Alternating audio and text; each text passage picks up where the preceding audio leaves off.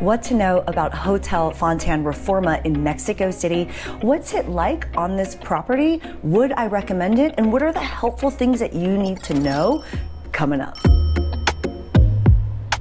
And if you're new here, yo, I'm Christine Lozada with Where in the World is CL. I make travel videos every week to help you get up, get out, and go travel. So if you like to travel, consider subscribing. I have been here for 9 nights. I had a rough night last night, but I wanted to wait until my last day. I'm about to check out to be able to give you this helpful and honest review. There's so many videos in this Mexico City playlist. Make sure you check the description for the latest price on this spot, as well as other things to do around Mexico City. But let's dive in with the first thing to know, which is one of the most important things about hotels, which is where is it located and how is that location? What's great about Hotel Fontan Reforma is that it's on Reforma. It's on the main road, like literally right on the main road, which can be really, really great and also not so great. So if you're doing things like trying to enjoy the big events, like the parades, like Formula One, like Dia de los Muertos,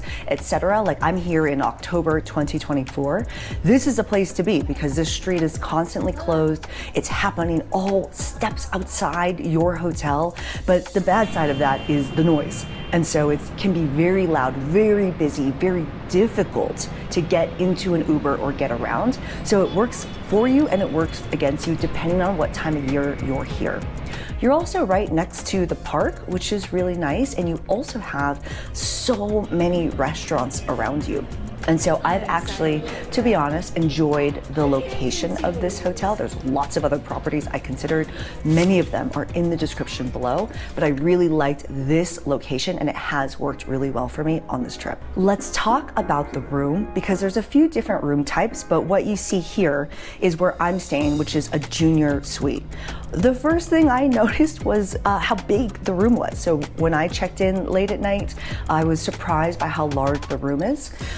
Depending on your style of travel, you might want to request a room that's facing, so mine faces the street, which I actually prefer because I have lots of natural light and I can kind of see out what's going on in the world versus a lot of the other rooms are looking just at a wall or at the interior. So depending on what you care about, request that. But a few things that I loved about the room, the bed's super comfortable, super large. I got a single bed in here.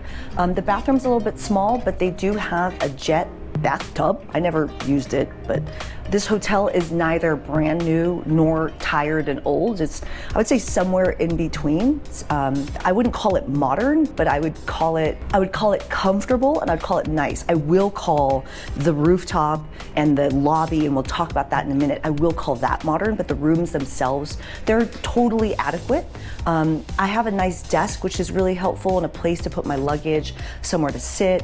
So the room itself has been really nice, and there's amenities in the hotel that we'll get to in a minute that's helpful to know about. Let's talk about the food on the property, which, by the way, if you're getting some value out of this video, cheers that like button, consider subscribing. If you have a helpful tip or a place that you're considering, we're all a community. Add it in the comments below so that we can help each other. There's 3 places that you can eat on the property. The last one, it took me a long time to find it, but the first one is the 10th floor restaurant.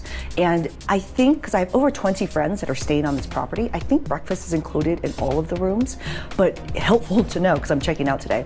Breakfast is not included on your final day that you check out, which is kind of weird, but it costs around 300 to 340 pesos if you want to buy it on your own. But there is breakfast upstairs daily from 6:30 to 11 a.m. And also that restaurant is open for lunch and dinner. I've been eating there for dinner. I would say the food is so-so, obviously significantly higher priced than things around the area, but really convenient to be able to stay on the property if you're just in a quick rush. The other place that you can go to is downstairs in the lobby. They do have a coffee shop down there. I just just learned that they have more than coffee. There's plenty of other food, small food items, but it's basically open all day, and I've been getting coffee there daily each morning, and that's been really nice. There's also a seating area down there with plugs for your laptop if you need that. In general, the whole lobby is a really nice area, but the last place that you can go to eat is upstairs, and this is on the 11th floor. And it looks weird and like on a totally different area on Google Maps, but it's on this property. On the 11th floor is their rooftop. They kind of claim it has this like amazing, stunning views. Like the view's nice, it's fine. You're overlooking the city, not from the highest point, but it's still nice to go up there. You can have some drinks. Really nice place to go for sunset. They have lots of events, so make sure you check the calendar online to see what kind of events are happening while you're here. Let's talk about some of the amenities on site, and then let's talk about what I actually recommend it.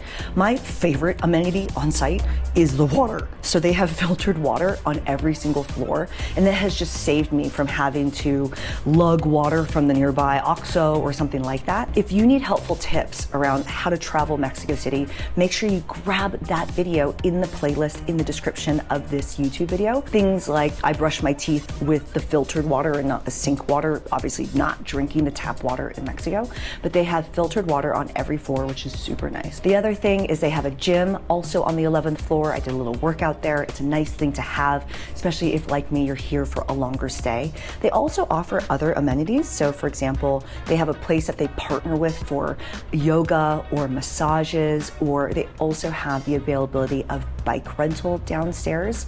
So there's a lot of things that the hotel offers to help keep you comfortable and support you during your stay. There's also a little shop downstairs in the lobby, but in general, if you need anything, the staff here has been fantastic. There is maid service daily, but all the bellhop guys, the front desk people, they've all been super helpful.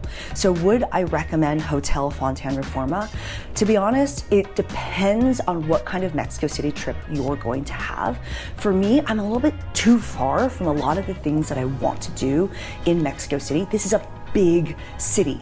Everyone's like, oh, Uber's so easy, get here. No, I have been going 2 miles, less than 2 miles at a time, taking 30 to 40 minutes in this crazy traffic. Again, I'm here during a busy time, so I'm a little bit jaded about that. But I want to hang out more in the Condesa area, the Roma area. And so it's been a really far trek to get back and forth from that area. But if you're spending most of your time kind of taking day trips out of Mexico City or enjoying the events happening on the main Reforma Avenue, this is a great location. In terms of comfort, it's fantastic. And in terms of price, this is a really great spot, especially compared to some of the larger hotels, the Marriotts, the Hiltons. I looked at all the prices of those hotels, and they're 3 times as much as this spot.